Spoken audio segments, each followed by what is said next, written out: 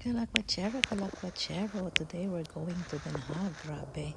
Kahit ganito ang weather, masyadong mag-foggy, maglalakwatsa kami. Ilalakwatsa namin si Mother Dear. Come and join us.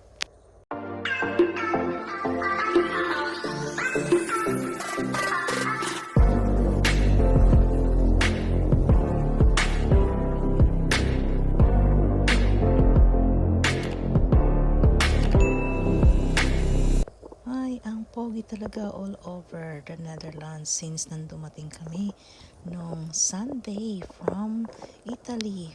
Buti pa doon ang ganda ng weather, but dito look sa Den Haag. Grabe ang foggy today, January 17, Friday. At ipapasyal namin dito sa Mother. Ito yung talaga Makati. One, two, three. Taas na building. At ang mga, but dito kami sa may mga lumang structure ng Netherlands. Dito kami. O, diba? Ayan, Madeira, ang Den Haag. We are in Den Haag. The capital of the Netherlands, actually, Amsterdam. Pero ito kasi, yung nandito yung mga embassy at saka yung mga businesses. Kaya, parang ito rin ang capital ng the Netherlands daw in terms of business. So, this is Den Haag. Picture si Mother Dear. Kasi baka naman akalain mo Eindhoven lang na ipakita ko sa'yo. So at least nadala ka rin namin sa lahat, diba? 3. Oh, ayan, picture. Isa pa. Oh.